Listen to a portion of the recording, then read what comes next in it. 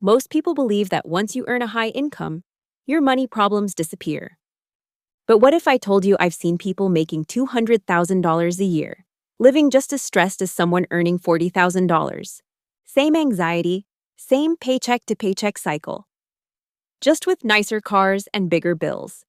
So the real question is, if income isn't the solution, what is? Because once you understand this, everything about how you handle money changes. Hey, I'm Lydia. Please like, comment, and subscribe. I'm in my mid-20s, I run my own business, I invest actively, and on this channel, I break down real-world money strategies that actually work. Not theory, not hype.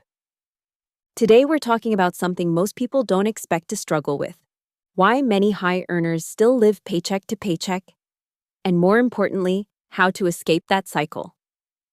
Because this isn't just a budgeting problem, it's a behavioral problem, a structural problem, and in many cases, a psychological trap. And if you don't fix it early, higher income can actually make it worse, not better. Let's start with the biggest misconception. Most people think, once I earn more, I'll finally be comfortable. I used to think that too. But here's what actually happens in real life. As income increases, expenses don't just follow, they expand. You upgrade your apartment, you finance a better car, you eat out more, you travel more, you justify it because I can afford it now. And technically, you can. But what you're really doing is locking in a higher cost of living. This is what we call lifestyle inflation. And it's subtle. It doesn't feel reckless. It feels deserved. But here's the problem. Your fixed expenses rise faster than your financial security. So even though you earn more, your margin, the gap between income and expenses, stays thin. And that's why many high earners still feel broke. Not because they don't make enough, but because they've built a life that requires them to keep earning at that level, just to stay afloat. Let me show you something I've seen over and over again. A person earns $120,000 a year. Sounds great, right? But then we break it down. Depending on taxes and deductions, they may take home closer to $80,000 to $90,000. Then, $2,500 per month on rent or mortgage, $800 car payment, $400 insurance, $1,200 lifestyle spending, subscriptions, travel, dining. Suddenly, they're left with almost nothing at the end of the month. Now, here's where it gets dangerous. These aren't flexible expenses. They're fixed commitments, which means if income drops, the entire system breaks. And this is why many high earners often feel trapped. Because they are. They've built a financial structure that depends on continuous high income. And that's not wealth. That's dependency. Let me walk you through a real-world scenario. Daniel was in his early 30s, working in tech, earning about $180,000 a year. On paper, he was doing everything right. Good career, stable income, smart guy. But when we actually looked at his finances, it told a different story.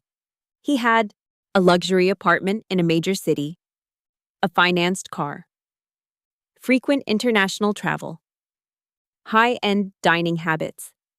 At the end of each month, his savings rate was under 5%, and he had less than 3 months of emergency funds. Now here's where it gets interesting. Daniel didn't feel irresponsible. He felt successful. Because everything he owned reflected success. Until his company went through layoffs. He wasn't fired, but suddenly, the risk became real. And that's when the anxiety hit. Because he realized something most people don't realize until it's too late.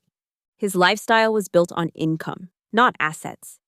So we made changes, not extreme ones, strategic ones. He downsized his apartment, kept the car, but stopped upgrading. Redirected 20 to 30% of his income into investments. While investments can fluctuate in the short term, consistent long-term investing historically has helped build wealth over time. Within 18 months, his financial position looked very different. He built a 6-month emergency fund. And more importantly, he gained flexibility. That's the real goal. Not just earning more, but needing less to survive. Now let's talk about the part most people ignore, psychology. Because this isn't just math, It's behavior. When your income increases, your identity shifts. You start comparing yourself to a different group. You feel pressure to match a certain lifestyle. Nicer clothes, better neighborhoods, more experiences. And this is reinforced constantly, especially in places like the US, UK, and Australia, where lifestyle signaling is strong. So spending becomes emotional, not logical. You're not just buying things, you're buying validation. And that's where the trap tightens. Because your financial decisions are no longer based on long-term outcomes. They're based on short-term perception. And that's expensive. Now you might be thinking, okay, I'll just save more. But here's the truth. Saving is essential for stability and emergency protection. But long-term wealth usually requires investing as well. Because over long periods, inflation can reduce the purchasing power of idle cash. And because real wealth is built through assets, not just savings, this is where investing comes in. These allow your money to compound over time. But it requires consistency, and consistency requires margin. Which brings us back to the core issue. If your expenses consume everything, you have nothing left to build with. So how do you actually fix this? Let me break it down into something practical. Step 1. Create financial margin. This is non-negotiable. You need a gap between income and expenses. Start by auditing your fixed costs, housing, transport, subscriptions. These have the biggest impact. Step 2. Cap lifestyle inflation. When your income increases, don't upgrade everything. Upgrade selectively. Step 3. Automate investing.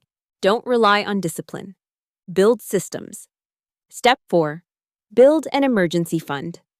Aim for at least 3 to 6 months of essential expenses. This gives you breathing room. And more importantly, it gives you confidence during unexpected situations. Step 5. Shift your goal. Stop chasing income alone. Start building assets. Many high earners live paycheck to paycheck because their lifestyle grows with their income. And escaping this isn't about earning more, it's about creating margin. Because real wealth isn't always visible, it's usually built quietly, over time. This content is for educational purposes only and should not be considered financial advice. Always do your own research and consider speaking with a qualified financial professional before making financial decisions. If this made you rethink how you're managing your money, that's exactly the point. On this channel, I break down real financial strategies, without the noise, without the hype. So if you're serious about building long-term wealth, not just looking successful, make sure you're subscribed, and I'll see you in the next one.